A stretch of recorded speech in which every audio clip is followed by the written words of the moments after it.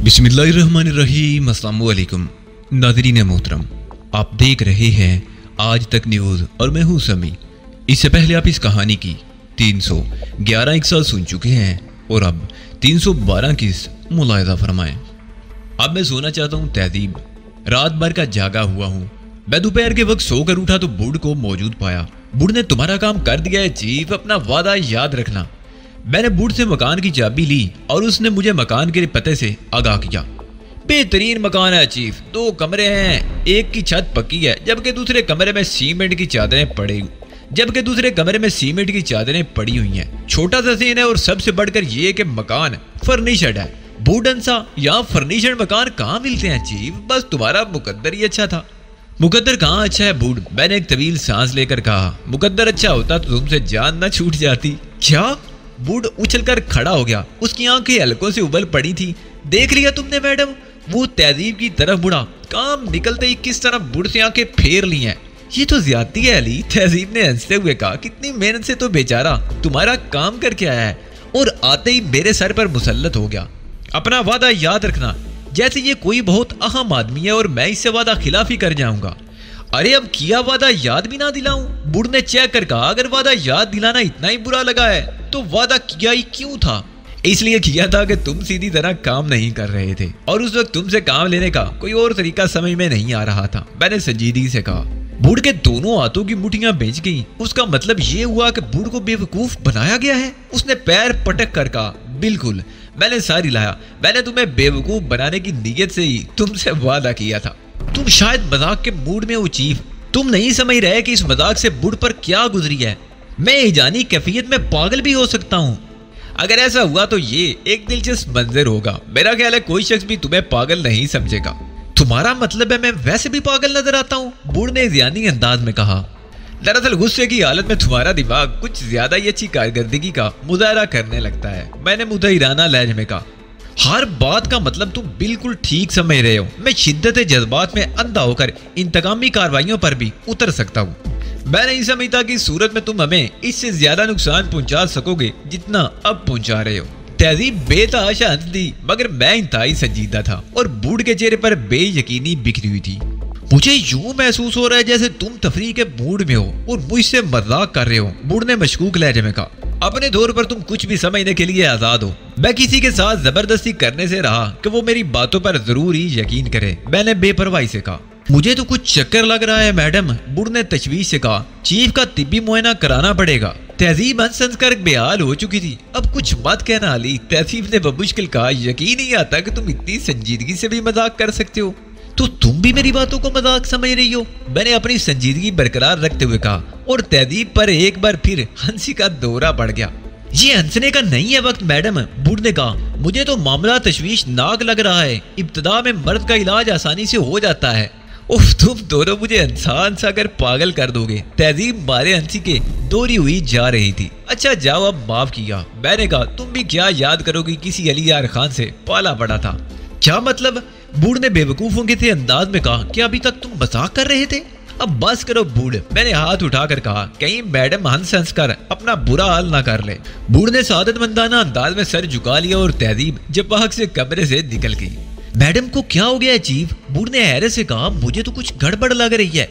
कोई आसेबी चक्कर तो नहीं है? मुझसे बकवास करने की जरूरत नहीं, वरना अभी मुर्गा बना दूंगा। इसलिए तो मैं बाइख्तियार लोगों से मजाक नहीं करता, बूढ़ ने बुरा सा मुंह बनाकर कहा। जब तक अपना जी चाह तफरीह करते रहे और दूसरे की बारी आने पर आंखें दिखाने लगे। अब उस बारी का इंतजार करो जो यूरोप जाने से शुरू होगी। छोटी मोटी तफरियात से सरफे नजर करो। मैं कहता हूँ तुम वक्त जाया कर रहे हो चीफ, बूढ़ ने कहा। माइक्रो फिल्मों की तरफ से तुमने यूं आंखें बंद कर ली हैं जैसे उनका वजूद ही ना हो। समझ में नहीं आता बूढ़, मैंने एक तवील सांस लेकर कहा कि जो कुछ मैं कर रहा हूँ वो ज्यादा अहम है या कि फिल्मों की अहमियत ज्यादा है। तुम बहुत अहम काम कर रहे हो चीफ, लेकिन फिल्मों की तरफ से आंखें बिल्कुल ही बंद कर लेना तो मुनासिब नहीं है। मालूम नहीं उनमें क्या है, मुमकिन है कोई बहुत अहम बात हो। बूढ़ का कहना दुरुस्त है अली, तहजीब ने कमरे में दाखिल होते हुए कहा। मैं खुद तुमसे यही बात करने वाली थी। मालूम होना चाहिए कि आखिर उन फिल्मों में है क्या।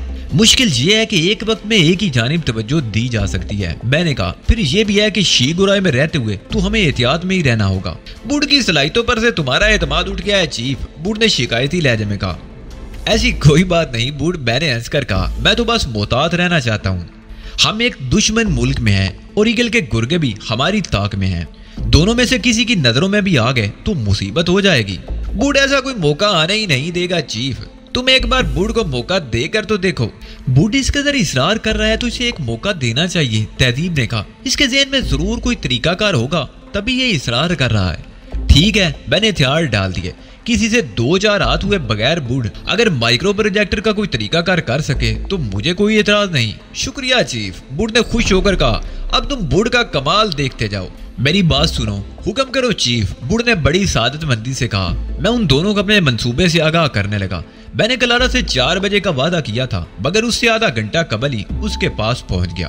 तैयारी मुकम्मल हो गई क्लारा? मैंने मुस्कुराते हुए कहा। हाँ, क्लारा ने कहा। अगर मुझे अपनी जान का खतरा ना होता तो शायद मैं इतना बड़ा कदम उठाने की हिम्मत ना करती। हर बड़े काम के पीछे कोई ना कोई मजबूरी जरूर होती है क्लारा डेयर।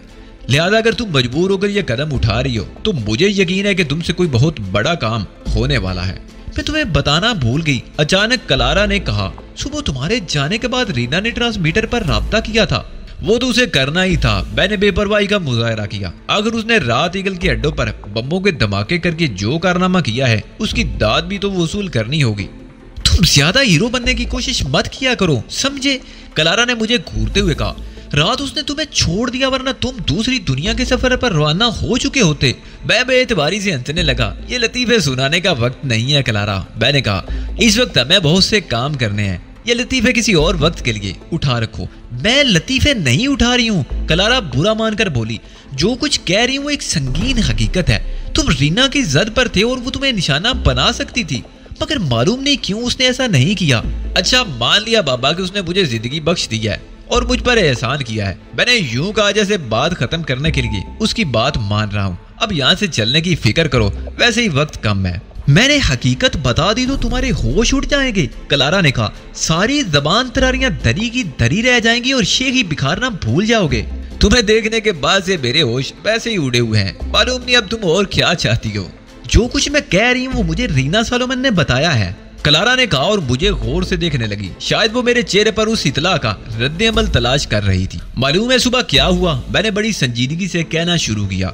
जब मैं यहाँ से निकला तो रास्ते में मुझे सदर बुश मिल गए। मुझे देखकर उन्होंने कार रोक ली। पहले तो शिकवे शिकायत करते रहे, उसके बाद उन्होंने मुझे अपने साथ सोवियत यूनियन चलने की दावत दी। उन्हें वहाँ के अंदरूनी हालात पर बड़ी तशवीश है। वो नहीं चाहते कि दुनिया की एक बड़ी ममलिकत अंदरूनी इंतजार का शिकार होकर साइंसी तरक्की की तरफ से गाफिल हो जाए। ये क्या बकवास है, क्लारा ने झंझला कर कहा। क्या अचानक ही पागल हो गए हो या तुम पर कोई धोरा पड़ा है? रीना तुमसे कहे कि वो एडम डी फ्लूक को दूसरी दुनिया में पहुंचा सकती थी तो तुम फौरन यकीन कर लो, और मैं कहूँ कि मेरी मुलाकात अमेरिका के सदर से हुई थी तो मेरा दिमाग खराब है। क्लारा ने एक तवील सांस ली। उसने ऐसे हवाले दिए जिन्हें रद्द नहीं किया जा सकता, इसलिए मैंने यकीन किया है वो तुम्हारी तरह बेपरकी तो नहीं उड़ा रही थी। मेरा नाम एडम डी फ्लूक है, समझी तुम? रीना जैसी बच्चियां तुम्हें मरूब कर सकती हैं, मैं किसी से मरूब होने वाला नहीं हूँ। उसने ये तक बता दिया कि तुमने अलविंदा से क्या कहा था। नहीं, मैंने हैरत जाहिर की। ये कैसे मुमकिन है? वहाँ मेरे और फ्लूरा के अलावा और कोई नहीं था। तुम शायद मुझसे मजाक कर रही हो।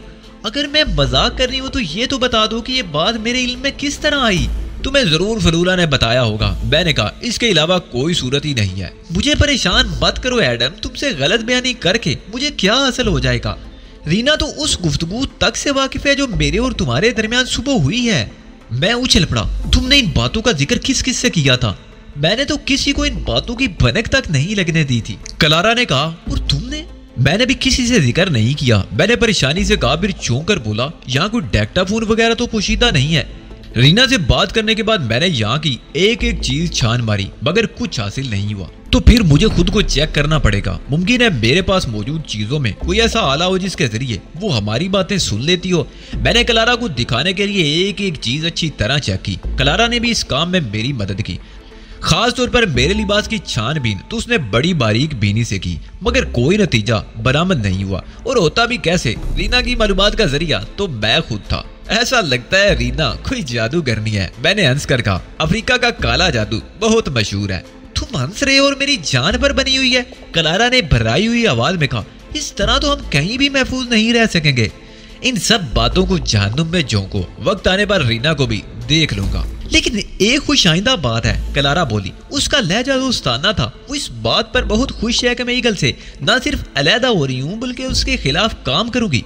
ये तो बहुत अच्छी खबर है। अब हमें एक जादूगरनी की मदद हासिल रहेगी। अब उसके जरिए अपने मुखालफिन को बकरा बनाकर किसी चरागाह में छुड़वा दिया करेंगे। मैंने कहा, फिर झुंझलाए हुए अंदाज में बोला, क्या तुम्हारा यहाँ से हिलने का इरादा नहीं है? चलो। क्लारा बुखला कर उठ खड़ी हुई। सारे काम मैंने तुम्हारे कहने के मुताबिक कर दिए हैं। जरा ही देर बाद हम एक शानदार रूस राइल्स में सफर कर रहे थे। रोज राइज में ड्राइव कर रहा था और क्लारा अगवी निशिस पर बैठी। कार के शीशे रंगीन थे इसलिए बाहर से अंदर नहीं देखा जा सकता था। अगर जरा सा भी खतरा महसूस करो तो हम अब भी वापस जा सकते हैं, क्लारा ने कहा। इन बातों को ज़हन से निकाल दो क्लारा। एडम डी फ्लूक उठाया हुआ कदम वापस नहीं लेता। अब तो मुझे ईगल से ज्यादा रीना से खतरा महसूस होने लगा है, क्लारा ने कहा। वाकई ऐसा मालूम होता है जैसे उसके कब्जे में कोई पुरअसरार कुव्वत हो। मैंने मुतमईन अंदाज में सर हिलाया।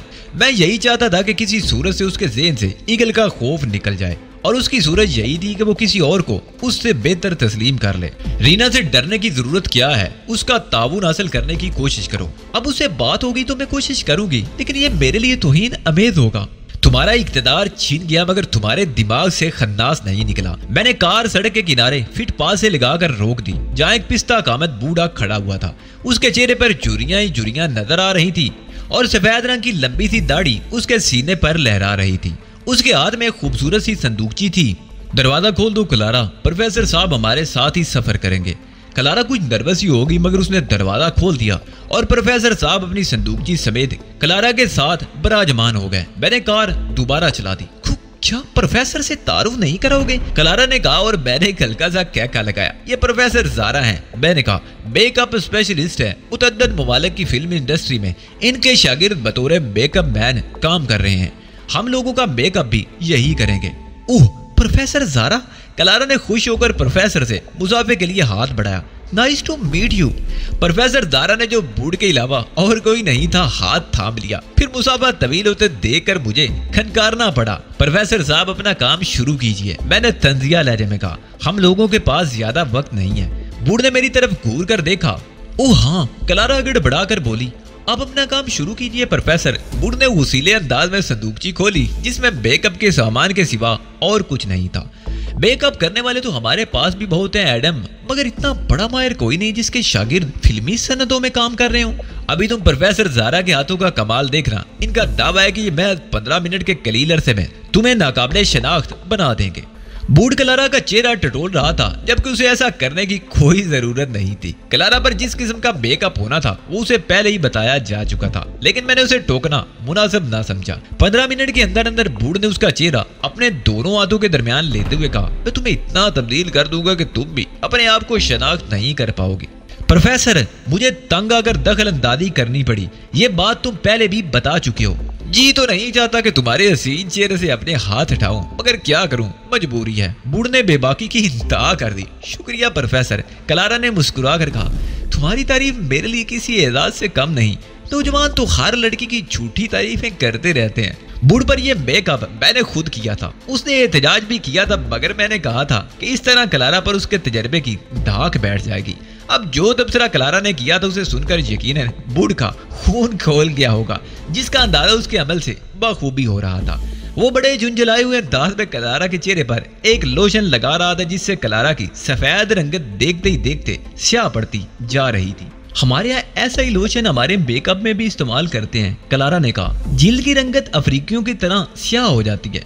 अब ये लोशन बहुत आम हो गया है, बूढ़ ने क्लारा के हाथों पर लोशन लगाते हुए कहा। लेकिन उसके बाद जो लोशन मैं इस्तेमाल करूंगा उसका मुअज्जद मैं खुद ही हूँ। मैं खुश नसीब हूँ प्रोफेसर कि इस बहाने मुझे आपके हाथों मेकअप कराने का एजाज हासिल हो रहा है। हाँ, ये एजाज ही है, बूढ़ ने कहा। तुम्हारे लिए भी और मेरे लिए भी। क्या मतलब? क्लारा ने हैरान होकर पूछा। आपके लिए क्या चीज एजाज है? बूढ़ गड़बड़ा गया, मगर उसने तेजी से खुद को संभाल लिया। आप मिस्टर एडम डी फ्लूक को नहीं जानती। अगर ये किसी से काम लें तो ये उस शख्स के लिए एजाज ही होता है। वैसे भी इन्होंने मुझसे जितनी हसीन खिदमत ली उसके लिए मैं इनका शुक्रगुजार हूँ। आप मिस्टर एडम को कब से जानते हैं प्रोफेसर? क्लारा ने पूरी इश्तियाक लहजे में पूछा।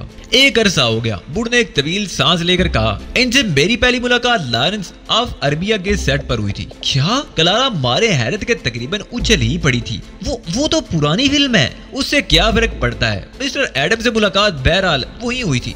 मगर मिस्टर फलूक की उम्र इतनी ज्यादा तो नहीं मालूम होती। क्लारा ने कहा, हाँ ये अपनी उम्र से बहुत कम नजर आते हैं, लेकिन उस फिल्म में अदाकार उमर शरीफ ने भी तो काम किया था, वो भी तो अपनी उम्र से कम नजर आता है। तो क्या मिस्टर फलूक ने भी लॉरेंस ऑफ अरबिया में काम किया है? क्लारा की हैरत का कोई ठिकाना नहीं था और मैं बेबसी से दांत पीस रहा था। बुढ़ की चलती हुई जबान को रोकना मेरे बस से बाहर था। जी हाँ, बुढ़ ने इस बात में सारी लाया और मेरी जान निकल गई। कब वक्त कैसी बेपर की आंक रहा था। इसके अलावा भी इन्होंने चंद और फिल्मों में काम किया है जिनके नाम इस वक्त मुझे याद नहीं आ रहे। कमाल है प्रोफेसर।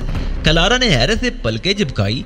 लॉरेंस ऑफ अरबिया तो मैंने भी देखी है, मुझे तो याद नहीं पड़ता कि उसमें मिस्टर फलूक की झलक भी दिखाई दी हो। मैंने अपनी सांस रोक ली। मुझे नहीं मालूम था कि बुढ़ इस हद तक आपे से बाहर हो जाएगा। उसने इतना बड़ा झूठ बोल दिया था कि जिसे निभाना नामुमकिन था। क्लारा की बात के जवाब में बूढ़ ने एक जोरदार कहका लगाया, फिल्मों में असिस्टेंट मैन भी तो होते हैं। इसने कहा, मिस्टर फलूक को अदाकारी का शौक थोड़ी था, ये तो सदा के कर्तव्यबाज आदमी है। तुमने इतनी बड़ी फिल्म में असिस्टेंट मैन के तौर पर काम किया और मुझसे जिक्र तक नहीं किया।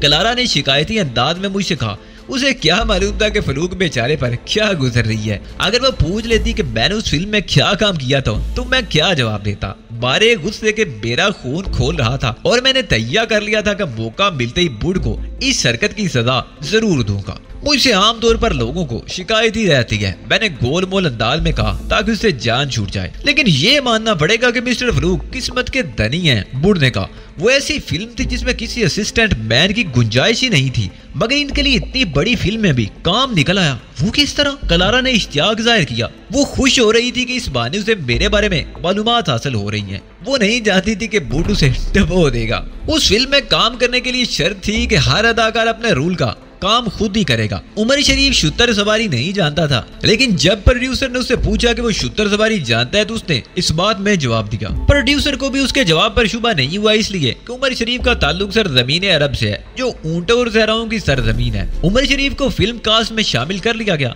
लेकिन जब उस मंदिर की फिल्म बंदी का वक्त आया जिसमें उमर शरीफ को अगब से छलांग लगाकर ऊंट की पुश्त पर सवार होना है, तो उमर शरीफ ने हरी झंडी दिखा दी। प्रोड्यूसर को बहुत गुस्सा आया, मगर वो कुछ कर भी तो नहीं सकता था। उस वक्त जितनी फिल्म बंदी हो चुकी थी, उमर शरीफ को बाहर निकालने से वो सब की सब तेल हो जाती। चुनाचे असिस्टेंट मैन से सीन फिल्माने का फैसला किया गया। ओह प्रोफेसर ज़ारा, मुझे याद है, वो तो बड़ा मुतासर कुन था। आज तक मैं यही समझती रही कि वो सीन खुद उमर ने किया है। अक्सर लोग यही समझते हैं, हकीकत बहुत कम लोगों के इल्म है। और तुम खुश नसीब हो कि वो शख्स तुम्हारा दोस्त है जिसने दुनिया की एक अजीम फिल्म लॉरेंस ऑफ अरबिया में काम किया है। क्या आप दोनों के दरमियान उसी वक्त से शनासाई है प्रोफेसर? क्लारा ने पूछा। शनासाई? बूढ़ हंसा। अरे मिस्टर फलूक मेरे मोहसिन है, बरसों से मैं इनका मकरूज था। शुक्र है कि आज इनके एहसान का बोझ किसी कदर कम हो गया। मैं आपसे दरख्वास्त करता हूँ प्रोफेसर ज़ारा, मेरी जात को मौजूद बहस ना बनाएं। मैंने नरम लहजे में कहा, मगर दिल ही दिल में पीछे ताब खा रहा था। इस मौजू में बहस बनाने की क्या बात है?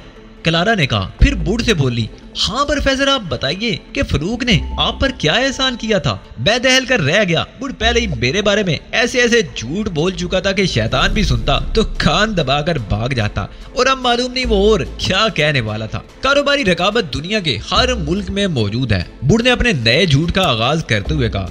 उन दिनों लॉरेंस ऑफ अरबिया बन रही थी, उन्हीं दिनों मैंने मेकअप का फन नया नया सीखना शुरू किया था। मुझे ये फन सीखने का ख्वाब था, इसलिए मैंने बहुत जल्द बहुत से डायरेक्टर की तवज्जो अपनी तरफ मबजूल करा ली। उस फील्ड में पहले से मौजूद लोगों को मेरी कामयाबियां एक आंख ना भाई, और एक रोज एक सुनसान गोशे में 4 गुंडों ने मुझे घेर लिया। फिर क्या हुआ? क्लारा ने चंद लम्हे इंतजार करने के बाद बड़ी बेचैनी से पूछा। उसका इश्तियाक लम्हा बलम्हा बढ़ता जा रहा था। वो चारों मुसल्ला थे, उनके हाथों में खौफनाक रिवाल्वर दबे हुए थे और उनके अंदाज से दरिंदगी जाहिर हो रही थी। मुझ जैसे मुननी शख्स के लिए तो उनमें से एक भी कम न था, और उन्हें मेरे मुकाबले पर आने के लिए किसी हथियार की जरूरत भी नहीं थी, मगर उनका मकसद मुझे खौफजदा करना था जो उन्हें हासिल हो चुका था। खौफ से मेरी गग्गी बंधी हुई थी। उन्होंने मुझे धमकी दी कि अगर मैं आइंदा हॉलीवुड की हदूद में दिखाई दिया तो मेरी टांगे तोड़ दी जाएंगे। सच्ची बात यह है कि मुझे अपनी टांगे उस वक्त भी अजीज थी और आज भी अजीज हैं। मैंने उनसे वादा कर लिया कि आइंदा वहां नजर नहीं आऊंगा। वो लोग वापसी के लिए पलट ही रहे थे कि कहीं से मिस्टर फलूक नमूदार हुए। ये शायद हमारे दरमियान होने वाली गुफ्तगू सुन चुके थे। उन्होंने उन गुंडों को सुनाने के लिए बुलंद आवाज में मुझसे कहा, तुम कहीं नहीं जाओगे प्रोफेसर ज़ारा। क्या तुम उस वक्त भी प्रोफेसर हुआ करते थे? क्लारा ने बड़ी बेसाख्तगी से पूछा और बूढ़ बुरी तरह झेप गया, मगर बड़ा ही ठीठ आदमी था। अगर तुम बीच में बोली तो मैं तुम्हें कुछ नहीं बताऊंगा, बूढ़ ने क्लारा को घूरते हुए कहा। मैं वादा करती हूँ अब कुछ नहीं बोलूंगी, क्लारा खिलाकर बोली। चारों गुंडे उस दखल अंदाजी पर हैरान रह गए और मेरी रूह फना हो गई। मैं उनसे जान छुड़ाना चाह रहा था, चुनाचे मैंने मिस्टर फलूक से कहा कि मैं तो अब एक दिन भी हॉलीवुड में नहीं रुकूंगा। मिस्टर फलूक उस वक्त जवान बल्कि नौजवान थे। इनकी दखल अंदाजी को उन चारों ने भी इनकी जज्बातियत पर महमूल किया। उनके वहमो गुमा में भी नहीं हो सकता था कि वो चार तजर्बेकार गुंडे मुसल्ला होते हुए भी एक 16 साल नौजवान से शिकस्त खा जाएंगे। उन्होंने मिस्टर फलूक का मजाक उड़ाना शुरू किया, मगर मिस्टर फलूक के अंदाज में जो वकार था और रफ्ता रफ्ता उनके असाब पर सवार हो रहा था। फिर उनमें से एक गुंडा मिस्टर फलूक पर हमला कर बैठा। हम में से कोई भी नहीं देख सका कि उसका रिवॉल्वर मिस्टर फलूक के कब्जे में किस तरह पहुंचा। हमें तो बस इतना नजर आया कि मिस्टर फलूक उसके रिवॉल्वर से फायरिंग कर रहे थे। मुझे अच्छी तरह याद है इन्होंने सिर्फ 4 फायर किए और उनमें से हर एक की एक टांग जख्मी हो गई थी। पलक झपकते में बाजी उलट गई थी। मिस्टर फलूक ने रिवॉल्वर के जोर पर बकिया तीनों अफराद को भी गैर मुसल्ला कर दिया। वो जख्मी होने के बाद बुरी तरह तड़प रहे थे, मगर मिस्टर फलूक को उनकी जरा बराबर भी परवाह नहीं थी। उन पर तवज्जो देने की बजाय वो मेरी तरफ मुड़े। रिवॉल्वर बदस्तूर उनके हाथ में दबा हुआ था। उन्होंने मुझसे पूछा, अब मेरा क्या ख्याल है? मुझसे ये सवाल करते वक्त उनके होंठों पर मुस्कुराहट थी और लहजा भी बेहद नरम था, मगर मुझे यूं महसूस हो रहा था जैसे मैं किसी खौफनाक भेड़िए के मुकाबिल खड़ा हूं। मेरे असाब जवाब देते जा रहे थे। मैंने कुछ कहने की कोशिश की, मगर जबान ने मेरा साथ तक नहीं दिया। मेरा हल खुश्क और सर भारी हो रहा था। मिस्टर फलूक और चारों गुंडे मुझे धुंधले दिखाई देने लगे थे। मैंने आंखें फाड़ फाड़ कर अपने हवास बरकरार रखने की कोशिश की, मगर यह मुमकिन ना हो सका और मैं होशो हवास से बेगाना हो गया। बेहोश होने से कबल की आखिरी बात जो मुझे याद है वो ये कि मिस्टर फलूक झपटते हुए मेरी तरफ बढ़े थे। बूढ़े एक बार फिर खामोश हो गया। उस कमबख्त ने अपने अंदाजे बयान से ऐसा समा बांध दिया था कि क्लारा तो एक तरफ रही, मैं खुद भी महव हो गया था। हालांकि मुझे मालूम था कि वो निरी बकवास कर रहा है। फिर क्या हुआ? क्लारा ने बूढ़ की खामोशी तोल पकड़ते देखकर उसे टोका। मैं ज्यादा देर बेहोश नहीं रहा, लेकिन जब मुझे होश आया तो मैंने देखा कि मेरा सर मिस्टर फलूक के जानों पर रखा हुआ है। ये मेरे मुंह पर पानी के छींटे मार मार कर मुझे होश में लाए थे। इनके एक हाथ में बदसूर रिवॉल्वर मौजूद था, जिससे इन्होंने उन चारों को कवर कर रखा था। मुझे होश में आते देखकर मिस्टर फलूक मुस्कुराए, मुझे तसल्ली दी और कहा कि वो मेरे दुश्मन को सबक देकर दम लेंगे। इन्होंने मेरे सामने उन चारों से पूछा कि उन्होंने ये हरकत क्यों की थी। जब उन्होंने कोई जवाब नहीं दिया तो मिस्टर फलूक ने वहीं उन पर तशद्दुद करना शुरू कर दिया और उनकी जबान खुलवा कर ही दम लिया। उन्होंने जिस शख्स का नाम लिया उसे सुनकर मैं हैरान रह गया। वो एक सीनियर मेकअप मैन था और वो मेरे साथ बड़ी मोहब्बत से पेश आता था। मैंने उन लोगों की बात पर यकीन करने से इनकार कर दिया, मगर मिस्टर फलूक उसी तरह मुस्कुरा रहे थे जैसे मैं कोई अहमक बच्चा हूँ। बाद के हालात ने साबित किया कि मैं वाकई अहमक था। उम्र में मुझसे कई कम होने के बावजूद मिस्टर फलूक उस वक्त भी तजर्बे के एतबार से मुझसे बहुत आगे थे। ये उसी वक्त मुझे अपने साथ लेकर एक मेकअप मैन के पास गए और भरे पूरे स्टूडियो में उसे पकड़ लिया। उसने पहले तो इस इल्जाम को तस्लीम करने से इनकार किया, मगर मिस्टर फलूक ने सैकड़ों अफराद के सामने उस पर हाथ छोड़ दिया। इन्होंने बड़ी बेदर्दी से उसकी पिटाई की और आखिरकार उसे तस्लीम करना पड़ा कि उन चारों गुंडों को उसने भेजा था। वो मेरी तरफ से शदीद खतरा महसूस कर रहा था, इसलिए कि मैं मुस्तकबिल में उसकी जगह ले सकता था। मुझे अपने कानों पर यकीन नहीं आ रहा था, जिसे मैं अपने साथ सबसे ज्यादा मुखलिस समझा करता था। जब उसने ही मेरे साथ ये सलूक किया तो मैं किसी और पर कैसे भरोसा कर सकता था। बहरहाल मिस्टर फलूक ने यहीं पर बस नहीं किया। इन्होंने पुलिस में रिपोर्ट दर्ज कराई। चारों गुंडों के साथ वो मेकअप मैन भी गिरफ्तार हो गया। मिस्टर फलूक ने बरसरे आम ऐलान किया था कि अगर आइंदा किसी ने मेरी तरफ आंख उठाकर देखा तो उसका अंजाम बड़ा इबरतनाक होगा। बस उसके बाद फिर किसी में मुझसे उलझने की हिम्मत ना हुई। अगर उस रोज मिस्टर फलूक बर वक्त मुदाखलत ना करते तो आज कहानी बिल्कुल ही मुख्तलिफ होती। क्लारा सन्नाटे के आलम में बैठी हुई थी। उसके बाद फिर कभी मिस्टर फलूक से तुम्हारी मुलाकात तो नहीं हुई? उसने भराई हुई आवाज में पूछा। कुछ दिनों तक तो मिस्टर फलूक नजर आते रहे, फिर ऐसे गायब हुए कि आज नजर आए। इन बरसों के दौरान मैंने मुतअद्दिद बार मिस्टर फलूक के बारे में मालूम करने की कोशिश की, मगर कुछ मालूम नहीं हो सका। अगर भूल जाता तो मुझसे बड़ा एहसान फरामोश रोए जमीन पर कोई ना होता। आज जब मैंने इन्हें अपने घर के दरवाजे पर देखा तो मुझे अपनी आंखों पर यकीन नहीं आया। अब तो मैं गोशाए नशीने की जिंदगी बसर कर रहा हूँ। मैंने हर किस्म के कामों में दिलचस्पी लेना तर्क कर दिया है। मिस्टर फलूक को मेरे बारे में किस तरह इल्म हुआ इसके बारे में तो खुद यही बता सकते हैं। मेरे बहुत पूछने पर भी इन्होंने कुछ नहीं बताया। तब जब इन्होंने मुझसे कहा कि इनकी एक दोस्त को कुछ लोगों की तरफ से खतरा है और मुझे उसका मेकअप करना है, तो मेरी खुशी का कोई ठिकाना नहीं रहा। मेरे जिस्म का रुआ रुआ मुसर्रत से सरशार हो गया। मैंने कभी तसव्वुर भी नहीं किया था कि मुझे मिस्टर फलूक का एहसान चुकाने का मौका मिल सकेगा। इस तरह तुम्हारा मेकअप मेरी जिंदगी का सबसे बड़ा एहसास है। मैं दिल ही दिल में बूढ़ी की दानत को सराहे बगैर ना रह सका। कमबख्त ने कहानी कहाँ से शुरू की थी और कहाँ लाकर खत्म की थी।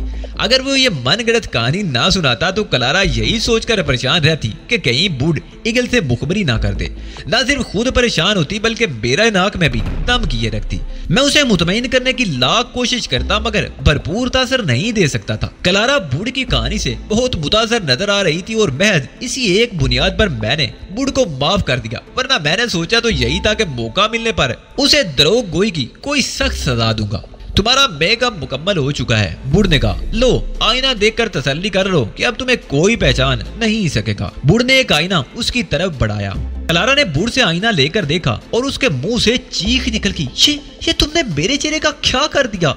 मेरे नक्शो निगार किस कदर भद्दे हो गए हैं, मुझे खुद से खौफ आने लगा है। इस वक्त तुम्हें इसी मेकअप की जरूरत थी मैडम क्लारा। बूढ़ ने उससे आईना वापस लेकर संदूकची में वापस रखते हुए कहा, तुमने देखा तुम्हारे नक्शो नगार बगैर प्लास्टिक के टुकड़े के कितने बदल गए हैं। ये सब मेरे तैयार करदा एक लोशन का कमाल है जिसके लगाने से जिल्द पर तब्दीली आ जाती है। बस उसमें एक खामी है जिस पर मैं काबू नहीं पा सका। जिस वक्त ये लोशन जिल्द पर लगाया जाता है उस वक्त शदीद जलन होती है, मगर मैंने तो कुछ भी महसूस नहीं किया, क्लारा ने बेसाख्ता कहा। उस वक्त तक मैं कार रोक चुका था, इसलिए तो इस खाकसार को प्रोफेसर का खिताब मिला है। मैंने कार का दरवाजा खोलते हुए कहा, मैं ये लोशन इस्तेमाल करते वक्त ऐसी कहानियां सुनाता हूँ जिनमें खोकर आदमी सब कुछ भूल जाता है। क्लारा का उठा हुआ हाथ उठा रह गया। बूढ़ा अपनी बात मुकम्मल करके बड़ी तेजी से कार से उतर कर जा चुका था और उसके साथ मैं कार को दोबारा हरकत में ले आया था। प्रोफेसर ज़ारा की आखिरी बात मेरी समझ में नहीं आई, क्लारा ने बर्राई हुई आवाज में मुझसे कहा। वो एक खबती आदमी है, जो कुछ उसने कहा उसे भूल कर हाल में वापस आ जाओ। और हाल ये है कि अब तुम नाजक अंदाम क्लारा नहीं बल्कि मोटे नक्शो निगार वाली एक अफ्रीकी औरत हो। मैं समझती हूँ, क्लारा ने नर्वस अंदाज में हंसते हुए कहा, लेकिन अब ये कार हमारे लिए मुसीबत बन जाएगी। बेफिक्र रहो, इससे तो हम अभी पीछा छुड़ा लेंगे। मैंने कपड़ों के एक स्टोर के सामने कार रोकते हुए कहा, यहाँ से तुम अपने लिए चंद मामूली से जोड़े खरीद लो, इसलिए कि अब हम जिस इलाके में रहेंगे वहाँ तुम्हारा ये फाखराना लिबास हमारे लिए मसाइल खड़े कर देगा। स्टोर से चंद जोड़े खरीदने के बाद हम एक टैक्सी में बैठकर अपनी नई रिहायशगाह पर पहुंच गए। शीखुराई की एक मुदाफाती बस्ती में वाक़े ये मकान अपने महल्ले वकू के एतबार से बेहतरीन था। यह बस्ती के शुरू में था और लब सड़क वाक़े था, लिहाजा यहाँ महल्ले वालों की निगाह में आने इम्कानात कम से कम थे, वरना उससे आगे तंग और पुरपीच गलियां, कुछ मकानात और झुग्गियों के सिलसिले थे जहाँ तकीला नामी शी के अलावा दुनिया की हर शय का वजूद मुमकिन था। क्लारा ने घूम फिर कर घर के एक एक गोशे का जायजा लिया। मैं उसे बड़े गौर से देख रहा था। मेरा ख्याल था कि वो अपनी नापसंदीदगी का इजहार करेगी। जितनी आसाइशों के दरमियान मैंने उसे जिंदगी बसर करते देखा था, उसके पेश नजर इस इम्कान को नापसंदीदगी की निगाह से देखना कोई ऐसी ताज्जुब खेज बात भी नहीं थी। मगर मैं बावजूद कोशिश की उसके चेहरे पर नापसंदीदगी का कोई तासर तलाश नहीं कर सका। तुमने बहुत उम्दा जगह का इंतखाब किया है, क्लारा ने मेरी हैरत में इजाफा कर देने वाला तबसरा किया। ये सोफा सेट देख रही हूँ, मलका विक्टोरिया के धूर का लगता है और गालिबन उसी दौर से उसकी सफाई करने की जहमत भी नहीं की गई। जितना वजन इसका अपना होगा उसमें से शायद कुछ ही कम इसमें से गर्द बरामद होगी। और वो जो दूसरे कमरे में मसहरी बिछी है, मुझे यकीन है कि उसमें हजारों नहीं तो सैकड़ों की तादाद में तो जरूर खटमल होंगे। मालूम नहीं कब से उन्हें गजा नहीं मिली होगी। क्लारा हंसने लगी। मैं सब कुछ देख चुकी हूँ और बहुत मुतमईन हूँ। अगर तुम किसी ऐसी जगह का इंतखाब ना करते तो मुझे तुम्हारी कुव्वत फैसला पर शक होने लगता। तुम तो मुझे हैरान किए दे रही हो क्लारा, मैं बुड़बुड़ाया। मैं तो समझ रहा था कि तुम्हें कायल करने के लिए मुझे बड़े पापड़ बेलने पड़ेंगे। कहाँ वो शानदार ख्वाबगाह और कहाँ ये टूटा फूटा सा मकान और साजो सामान।